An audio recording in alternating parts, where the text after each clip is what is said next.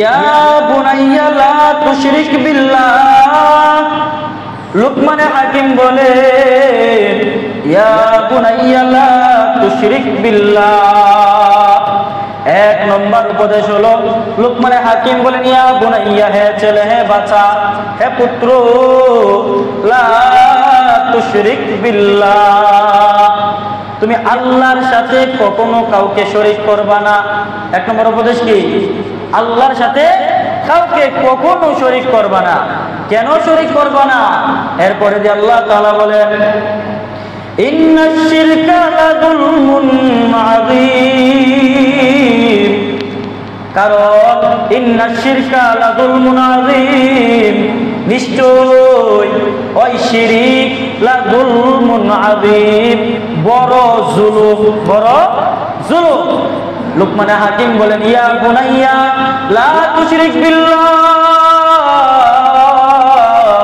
লুকমানে হাকিম বলেন হে পুত্র, তুমি কখনো আল্লাহর সাথে কাউকে শরীক করবা না। বলে কেন, কেন করবা না? বলে আল্লাহ তাআলা বলেন ইন্নাশ শিরকা লাযুলমুন আযীম, কারণ হলো ওই শিরিক করা হলো, আল্লাহর সাথে কাউকে শিরিক করা হলো এটা পৃথিবীর মধ্যে সবচেয়ে বড় জুলুম, সবচেয়ে বড় গুনাহ, সবচেয়ে বড় গুনাহ। এবার চিন্তা করে দেখে কেন শিরিক করবা না? আর শিরিকটা কি? শিরিক করার কথা নিষেধ করা হয়েছে যে শিরিক করবা না। এখন আমাদের জানতে হবে যে শিরিকটা কি। শিরিক হলো একজনের হক অন্যজনকে দিয়ে দেওয়া, একজনের হক অন্যজনকে দিয়ে দেওয়া। আপনি চিন্তা করে দেখেন, আপনি সন্তান জন্ম দিয়েছেন, জন্ম দেওয়ার পরে আপনার সন্তান যদি আপনাকে আব্বা না ডাইকা অন্য মানুষকে আব্বা ডাকে, আপনার মনে কষ্ট লাগবে নি? আওয়াজ দেওয়া লাগবে নি? যে আমার ছেলে আমাকে পিতা ডাকে না, আমাকে আব্বা ডাকে না, আরেকজনকে আব্বা ডাকে, হ্যাঁ আমার ছেলে হই না। হ্যাঁ, আমরা রাগে বলে বলি না যে আমার ছেলে হই না, তোর কোনো ঘরে কোনো বাপ নাই, তোর কোনো পোশাক আশাক আমি আর দিব না।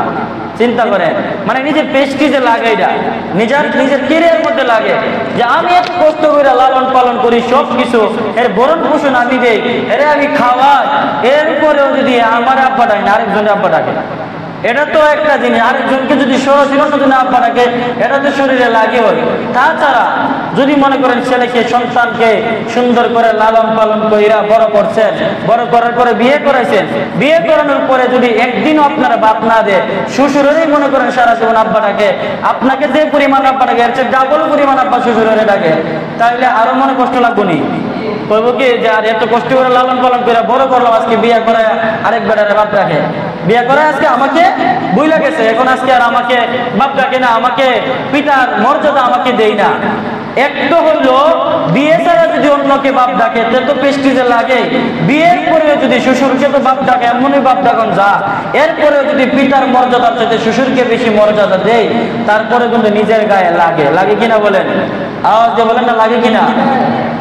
যদি নিজের ক্ষেত্রে এটা মনে করেন লাগে, তাহলে আল্লাহ তাআলা বলছেন তোমরা আল্লাহর সাথে কাউকে শিরিক করো না।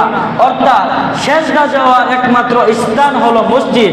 মসজিদে সেজদা দেওয়া এটা হলো আল্লাহ তাআলার ইবাদত।